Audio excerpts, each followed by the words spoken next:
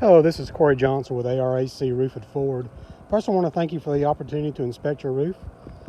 Upon inspection, I am seeing a whole lot of damage on this roof. The main thing is you got hail, you've got wind, you got missing shingles. You can look at the vents on top of here. It's kind of hard to see with the glare, but hail has beat that vent all to death. You got little hail dings all over it. You also got a lot of wind. Like I was talking about wind, it's really hard to get wind damage on an architectural shingle unless it's past its age. So it's kind of an indicator to me that this roof is past its prime. You've got a lot of repairs going on. You can see here on this shingle here, it's kind of hard to see. Kind of back it up a little bit, but you see here, you can see that line going across this shingle here. So this shingle is just flapping in the wind, so I can barely touch it. You can see it's just moving around. So it's eventually going to fall off. You got a shingle there, a tab that's missing with exposed nail head, so that's going to be another spot where it's going to start leaking. It's going to rust out, it's going to start leaking. And that's pretty new because the nail on there is not rusted yet. So that was probably from last week, I would imagine, the big windstorm we had last week. But pretty much all over the roof, you can see most of the granules have gone, which kind of tells me the lifespan of this roof is pretty much over. But you got all kinds of damage there. Looks like somebody maybe came in and tried to do a repair there, but it doesn't look so pretty. You got nails that are below the shingle here. So when they installed this roof, they were below the line. So this nail is supposed to be more up here than down here. So we call this the low nailing. It's an installer issue. The boots seem to be in good shape.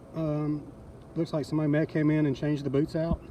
So they're the worst thing to start leaking on you. But it looks like somebody can replace them. They got UV collars. The UV collars on top look good. I'm kind of make my way over this way a little bit. Kind of show you some more issues I see here. This roof is really slippery, so bear with me. Try to be safe. But like I said, the granules are so bad they just slide out from under my feet. So as you can see, you got all these repairs up here. So that kind of shows me that we're having issues with this roof.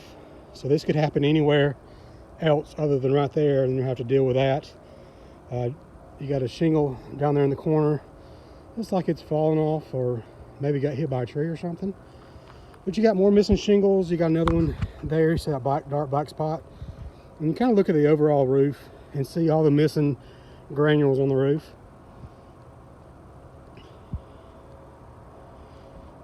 So that tells me this roof is past its prime. As far as how long it'll last, it's kind of hard to say. I would definitely, my professional opinion would be to go ahead and get this replaced. Because like I say, you don't want to be going through the holidays, Thanksgiving, Christmas, because we're probably going to get some rain as we usually do here in Georgia during that time.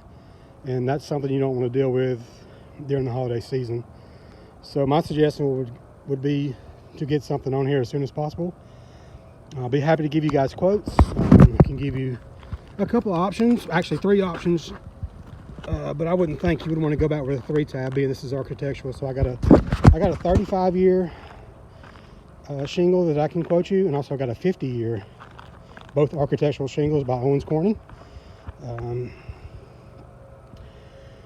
Being we are with Owens Corning, we can give you all kinds of extra warranties and stuff like that because we're platinum preferred with Owens Corning. We only use Owens Corning products, and we only do it the way Owens Corning tells us to.